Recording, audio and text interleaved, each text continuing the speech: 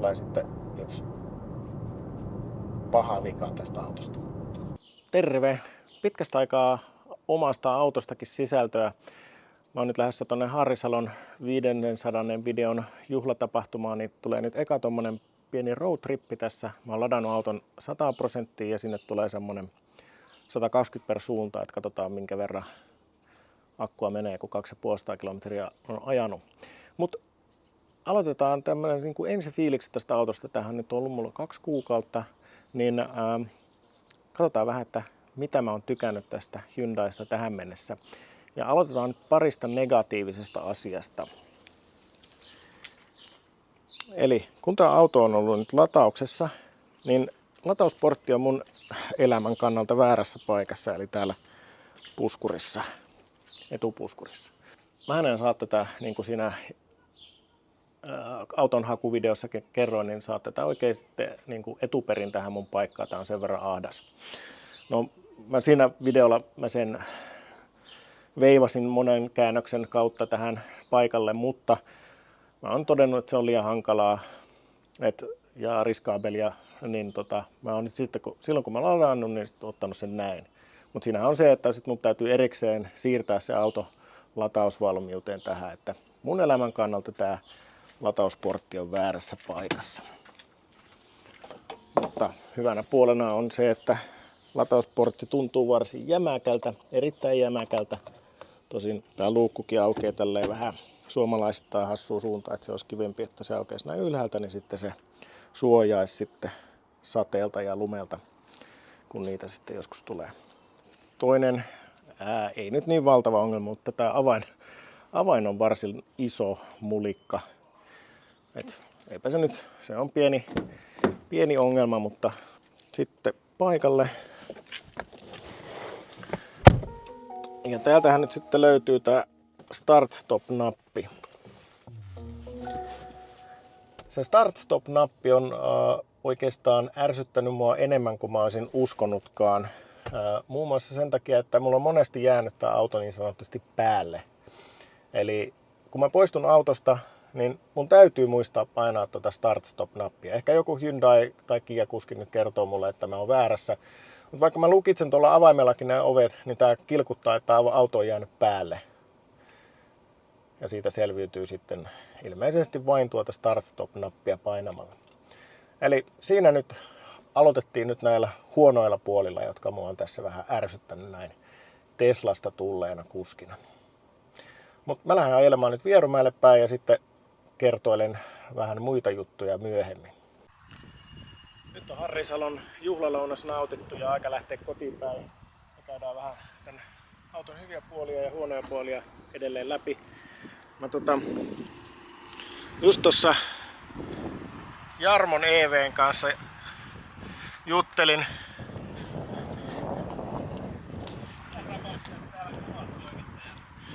Just tässä Jarmon EV:n kanssa juttelin ja verrattiin kulutuksia. Mulla oli 18,3 Helsingistä tänne ja 109 suurin piirtein oli se keskinopeus ja sulla? Joo, 205 eli 20,05. Niin. Joo, kyllä 20 eli noin 10% pienemmällä meni toi. Ja 107 oli mulla suurin piirtein sama keskinopeus. No niin. Eli hirveän vähän. Niin, erittäin vähän. Mutta turvallista matkaa. Näemme kanavilla. Aina ei mene niin kuin Strömsössä.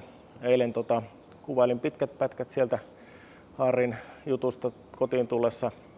Ja mulla on vähän sellainen uudempi mikkisysteemi tai uusi liitäntä tuohon kameraan. Ja se ei ollutkaan sit päällä, niin eihän siitä puheesta saa sitten kunnolla mitään selvää, mitä mä siellä motorilla puhun. Et sen verran on näköjään tässä kuitenkin rengasmelua, että ei riittänyt tämän kameran oman mikki, kun kamera on kiinni tuossa täällä, eli niin kaukana suurin piirtein täällä tuulilasissa kuin voi olla. Joten uusiksi meni. No sit mä ajattelin, että no okei, tänä aamuna mä käyn sitten pesemässä auton. Mulla on tonne Kehä Ykkösen Quick Washiin tämmönen sarjakortti, missä mulla on yli 50 € arvoa ja se onkin sitten lopettanut toimintansa. Ja sitten mä tulin tänne Metsälän Nesteelle, jossa on Quick Wash myös, koska sieltä ohjattiin tänne, mutta eihän tää kortti täällä toimi. Että täytyy nyt sitten olla Quick Washiin yhteydessä, että onko mun krediitit mennyt täysin hukkaa vai saako näillä vielä jotain. Mutta auto on nyt kuitenkin pesty täällä linjastolla ja maksaa muuten 23 €. Että on tää auton peseminen niin kuin aika hemmetinmoinen kulu, että se itsepalvelupesula oli aika paljon edullisempi. Mutta mennään sitten tähän itse autoon. Aloitetaan nyt tiloista. Täällä on nyt sitten tää takakontti. Ja tässä nyt oli se 460 litraa tilaa. Tää häviää tää takakontti nyt sitten Teslalle tilan puolesta, että nyt kun täällä on nämä tämmöiset matkarattaat, tuplamatkarattaat, niin mä saan tähän 2 semmoista Prisman eli S-ryhmän ruokalaatikkoa menemään. Teslaa meni 3 ja lisäksi tuolla alla oli vielä paljon tilaa. Käytettävyydestä ja tietenkin sen Model 3 voittaa, kun tää aukeaa tälleen hyvin. Ja erittäin vaikuttavat nämä mekanismit tässä takakontin avauksessa. Ne pitää semmoista hyvin vakuuttavaa ääntäkin noin moottorit, että se on erittäin jees. Ja no ovenkahvat tietenkin kivemmat kuin Model 3 ja Yssä. Tämmöiset perinteiset osaa kuka tahansa käyttää. Ja täällä on nämä lastenistuimet. No siinä on nyt mun kamerakamaa, mutta tänne on hyvin helppo lastata lapset kyytiin verrattuna esimerkiksi Model 3, että ei tarvitse niin paljon kyykkiä, että nämä oven aukot on sen verran isommat. Että matkustamotiloissa tämä mun mielestä voittaa kyllä Model 3 selkeästi, että täällä on sekä takapenkillä että etupenkillä paremmin tilaa. Hypätään kyytiin. Sitten tuosta auto päälle. Ja täällähän on erittäin hyvät kamerat, niihin mä oon ollut tosi tyytyväinen. Ne saa tuosta napillakin päälle. Ja koska tää näyttö on tällainen leveä, niin tää on mun mielestä kätevä. Täällähän tulee tää lintuperspektiivi suoraan ylhäältä päin. Ja sitten tähän toiseen näyttöön saa sitten joko etu- tai taaksepäin kamerat. Ja niin poispäin. Et se on mun mielestä todella hyvä, että siinä saa nuo molemmat näkymät helpottaa pysäköintiä rutkasti.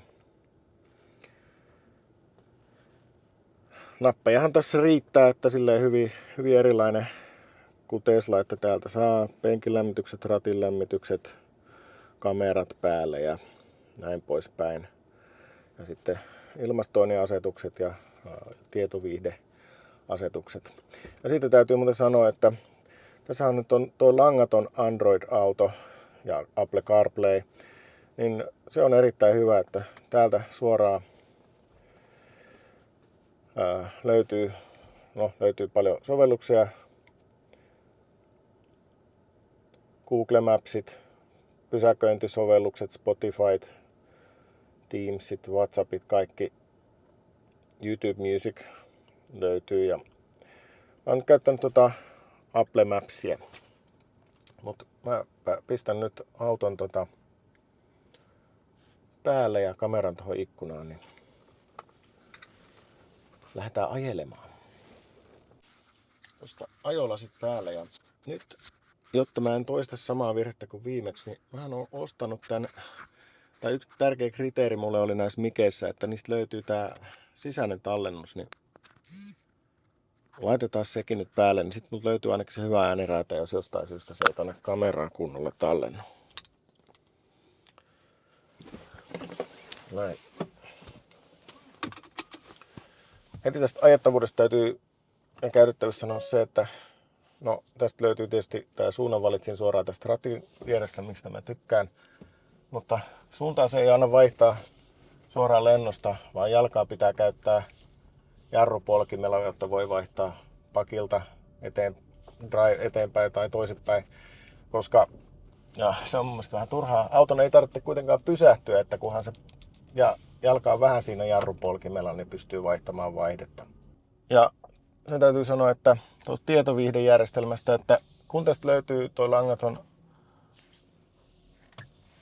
Apple CarPlay tai Android Auto, niin kumpaa nyt sitten haluaa käyttää, niin on jäänyt hyvin vähälle tuon auton oma tietoviihdejärjestelmän käyttö, että mä käytän Apple Mapsia Niin, nyt muuten täytyy sanoa sitten, että nämä kilkutusten poislaittaminen on tässä. Mä oon kustomoinut tähän ratin custom-nappiin semmosen, että se avaa suoraan sen valikon, mistä pystyy laittamaan ne pois päältä, mutta sieltä se vaatii vielä 2 klikkausta. Eli yksi painallus napin ratista ja 2 painallus tuolta ruudusta, että saa ne ylinopeuskilkutukset pois. Ja tässähän on mittarivirhettä jonkun verran. Ja nyt muuten tultiin myös siihen, että tämä on muuttanut mun tapaa ajaa autoa aika paljon, että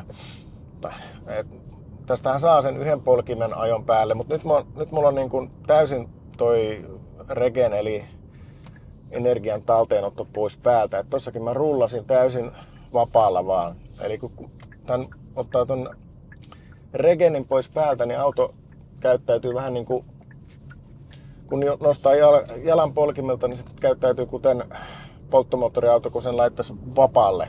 Ja nyt se rullaa. Ja sehän on sitten tietysti monestikin se taloudellisen tapa edetä, koska siinä energian talteenotossa sekä sen käytössä että sen talteenotossa niin aina on häviötä. Se ei ole, ikinä voi olla häviötöntä se regen. Niin jos pystyy rullaamaan, niin se on taloudellisempi tapa edetä. Ja näin mä oon nyt ajellut. Ja tällä on päässyt todella pieniin kulutuksiin. Eli siitä kun mä oon saanut tän auton, niin kulutus on ollut 16,6 kilowattituntia 100 kilsaa kohden. Kaupungissa on päässyt helposti alle 12 kilowattitunnin 100 kohden, siis oikeasti kaupungissa, missä pysähdellään ja edetään koko ajan. Tämä on kulutukseltaan parempi kuin Tesla. Sekä näköjään motorilla tällä reissulla se selvisi. Tuossa mulla oli menomatkalla se joku 18 ja paluumatkalla alle 17, kun vähän joudun himmailemaan.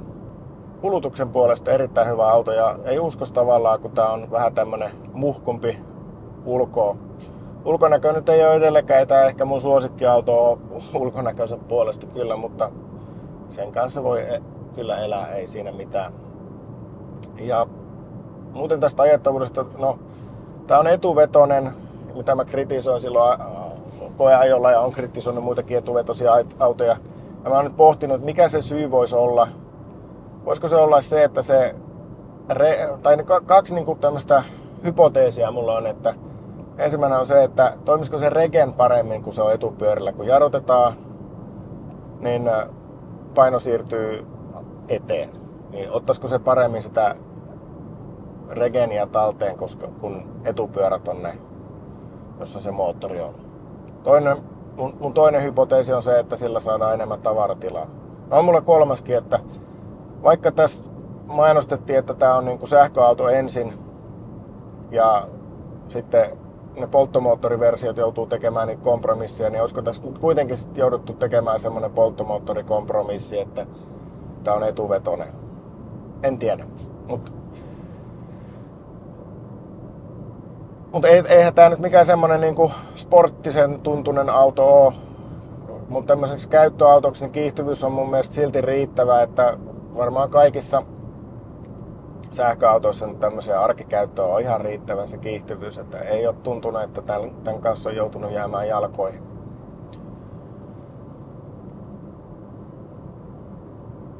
Korkea maavara ja on ollut oikeastaan, nyt mä ehkä paremmin ymmärrän näitä kaupunkimaastureita, että korkea maavara, niin se on ollut kyllä silleen tässä kaupungissakin niin kaikkien kanttareiden ja muiden kanssa niin aika mukavaa, ettei niitä tarvitse sillä tavalla varoa, että pohja osuu tai helmat osuu johonkin kanttareihin. Ja tietysti noin renkaat, missä on enemmän ilmatilavuutta, niin nekään ei sitten niin helposti noin naarmuunut noin vanteet.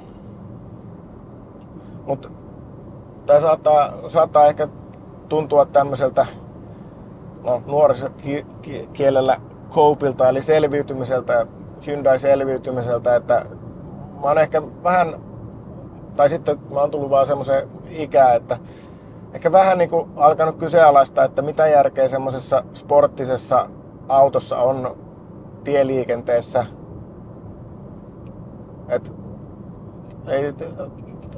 ne maanteiden sankarit niin on tietysti asia erikseen, mutta ei semmoinen mun mielestä sporttinen ajo nyt oikein ole tieliikenteeseen sopiva paikka. Mutta se ei tarkoita sitä, ettenkö mä olisi siitä kiinnostunut. Päinvastoin mä oon oikeastaan siitä kiinnostunut enemmän kuin ikinä siitä sporttisesta ajamisesta, mutta siitä sitten vähän myöhemmin on itse asiassa aika innostunut tällä hetkellä semmoisesta moottoriurheilusta, sanotaanko näin vaikka. Mutta niin, musta tuntuu silti, että tämmönen käyttöauto niin ei tarvitse olla semmoinen sporttiauto. Jos mulla olisi enemmän rahaa, niin ostaisinko mä jonkun sporttisen tai suorituskykyisemmän auton? No, luultavasti. Mutta musta tuntuu, että se on vähän semmoinen, että pitäisi olla aika paljon enemmän rahaa, että se on semmoinen nice to have ehkä. Että jos kävisi niinku kerran tai 2 vuodessa jossain rata-ajoissa, niin ehkä sitten hommaa sitä rata-ajoa varten lainaa tai vuokraa tai pitää jotain harrasteajoneuvoa, mutta en mä tiedä, tarvitseeko se olla sama auto.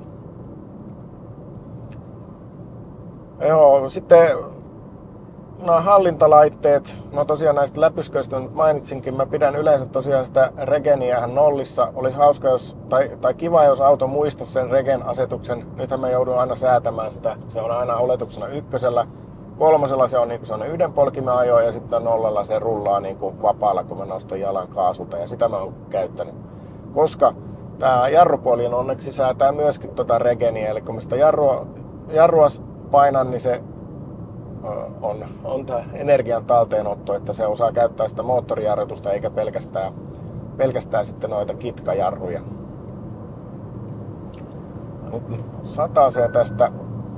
Ajoavustimista mä oon tykännyt niiden käytöstä. Mä silloin Ioniq 5 koeajossa vähän kritisoin näitä Hyundain ajoavustimien käyttöä, mutta se nyt oli tietysti käyttäjävirhe ja mä oon niitä oppinut käyttämään. Ja tässä on myös kiva se, että tää kaista-avustin on käytettävissä myös silloin, kun ei käytä vakkaria. Et nyt mulla on kaista-avustin tai kaistalapitoavustin tämmönen niinku päällä, joka ohjailee tätä autoa. Nyt se huomaatte, että kädet ratille. Ja sitten kun mä pistän vilkun päästä tuosta kaistan vaihtamiseksi, niin se menee pois päältä ja sitten se taas tosta, kun mä palaan kaistalle, niin tulee päälle. Että sen käyttö ei ole silleen nykivää niin kuin jossakin toisissa autoissa. Olen ollut näihin erittäin tyytyväinen, ne on ollut hyvät, eikä ole mitään semmosia yllättäviä haamujarrutuksia tai nykimisiä niin kuin kaistalla ollut. Tosi jees on ollut toistaiseksi tämän käyttö kyllä. Ja tästä pystyy sitten edessä menevää etäisyydet säätämään ja sitten tietysti kaikki pyyhkijät ja vilkkujen käytöt ja valojen käytöt suoraan täältä piiksistä. No, tässä on hyvin paljon tämmöisiä suoria fyysisiä kontrolleja, että tää on niinku melkein poikkeuksellinen auto nykyään, kun tässä on niin paljon tätä. Niin, ja sitten pitää kehua tätä, ja sen takia mä en tästä Carvalakki-konasta ollut niin innostunut silloin, että tää hudi on aivan mahtava. Että sieltähän näkyy siis tietenkin nopeus, siellä näkyy nopeusrajoitus, siellä näkyy nämä ajoavustimien tilat, että onko toi kaistallepitoavustin päällä, mihin mä oon asettanut vakkarin. Erittäin hyvä. Ja sen lisäksi siellä näkyy myös sitten navigointitiedot, ei pelkästään tämän Hyundain oman navigaattorin, vaan myös ton Apple Mapsin, mitä mä oon itse asiassa käyttänyt. Et se toimii myös sen CarPlayn kautta tonne hudiin. Ja se on kyllä erittäin hyvä, kun se on koko ajan tuossa suoraan näköpiirissä toi hudi, niin mun ei tarvitse katsella näitä nopeusmittareita täällä. Ja täällähän on sitten ne tuli siinä ekas videossa kysymys, kun tuollahan tulee ne, kun mä pistän vilkun päälle, niin tulee ne kamerat, kuolenkulman kamerat tonne. Tässä on myös peilissä kuolenkulman noi varoitukset. Niin se kamerahan tulee siihen niin kuin nopeusmittarin kohdalle, niin se nopeus säilyy siinä. Se ei ole tietenkään yhtä luettavissa silloin, kun siinä on se kamerakuva päällä, mutta mun mielestä se on erittäin hyvä se kuolenkulman kamera. Että Teslahan se kopioi, mutta siinä joutui sitten aina katsomaan tohon suuntaan, että tässä se on niin kuin paremmin sijoitettu, kun se on tuossa mittaristossa ratin takana. Etenkin kun tänne puolelle kääntyi, niin se tuntui epäloogiselta, että mun piti katsoa tohon, kun mä käännyn tonne. Ja nyt se taas kilkuttaa, että katsopas eteenpäin. Niin, ei saa katsoa ton tiloista. Mitähän muuta tässä nyt vielä oli sitten? Tietoviidejärjestelmä tosiaan. Niin, sovellus. Se oli ehkä semmonen, mikä etukäteen eniten jännetti, että mitenköhän sen sovelluksen kanssa nyt sitten tulee toimeen, että siinähän Tesla on erinomainen. Tän sovellus on toiminut tosi hyvin kyllä. Se ei ole yhtä selkeä kuin Teslan sovellus, että aika usein mä joudun sieltä esimerkiksi lataukseen liittyviä asioita etsimään sieltä. Jotenkin siinä on sen niin kuin rakenne on vähän jotenkin monimutkainen. Ja sitten yksi miinus on semmoinen, että sieltä ei näe auton lämpötilaa. Siellä on kyllä ulkolämpötila, mutta auton lämpötila se ei ilmoita. Eli jos me pistää autoon esilämmityksen tai esijäähdytyksen päälle, niin mä en näe siitä, mikä se tila on. Tai mikä lämpötila autossa on, kuten esimerkiksi Teslassa näkee. Sieltä tulee sitten notifikaatio puhelimeen ja kelloon, kun auto on saavuttanut sen lämpötilan. Ja yhteys on aina toiminut. Mä oon kyllä silleen sovellukseen, vaikka se käytettävyys ei ole parasta mahdollista tasoa, niin ollut tyytyväinen, koska se toimii ja sieltä saa ne asiat, mitä mä haluan. Latauksen ajastukset, latausvirran tehot ja rajat ja esilämmitys ja esijäähdytys, niin siinähän ne on. Niin ja sitten auton lukitseminen, että joskus jos on unohtanut lukita auton, niin sitten tulee notifikaatio, että jätit auton ovet auki, niin sitten sen saa myös sitä kautta lukittua. Niin se on ollut hyvä. Eli sovelluksestakin niin hyvät pisteet, vaikka se oli ehkä semmoinen, mitä mä etukäteen jännitin, koska olin kuullut, että monenkaan autovalmistajan sovellukset ei ole kyllä ihan sillä tasolla, kun niiden pitäisi olla. Ajettavuudesta että vielä sen verran sanoa, että tää on mukava tää auto kyllä verrattuna esimerkiksi Teslaan, että tää alusta on niinku hintaluokka huomioiden niin kyllä mun mielestä tosi jees, että siitä kertoo varmaan se, kun mun työkaveri, jolla on vuoden 2022 Model Y Long Range, niin tuli mun kyytiin, niin ei ollut kuin muutama sata metriä ajattu, niin hän kommentoi, että oho, että onpas kyllä mukava tää alusta, että no tää on tää on aika mukavuuspainotteinen tää auto, että tää ei ole niin kuin sanoin, niin mikään tommonen suorituskykyauto lainkaan, mutta rengasmelua on. Se ei ole siis yhtä hyvällä tasolla kuin premium-autoissa. Vähän parempi kuin siinä mun Model 3, mutta ei nyt mitään semmoista erityistä suuntaa eikä toiseen. Et nyt mä vaihdoin kesärenkaat alle, niin vähän niitä kitkoja kovempi ehkä tää meteli tällä hetkellä. Äänentoistojärjestelmä on mun mielestä tosi hyvä. Tässä nyt on se korkein varustetaso, niin tässä on tämmöistä Bosen äänentoistoa, että siihen mä oon ollut kans tosi tyytyväinen. Täällä on ollut hyvä kuunnella radiota sekä musiikkia, että tietysti matalampi rengasmelu, niin sitten olisi motarillakin vielä kivempi kuunnella. Toimintamatkasta, siitä nyt tulee sitten mulla semmoinen loppukaneetti, kun mä oon ajanut sen reitin, mutta noin yleisesti niin en mä tätä nyt ehkä lähtisi matka-ajoa suosittelemaan just ainakaan tätä lyhyemmän toimintamatkan versio, kun tässä se pikalatausnopeuskin on vähän heikompi. Mutta mulla nyt pääasiassa ajelu on 99% sitä, että mä pyörin tässä lähipiirissä, niin ei mulla ole tainnut akku kertaakaan käydä alle 50%.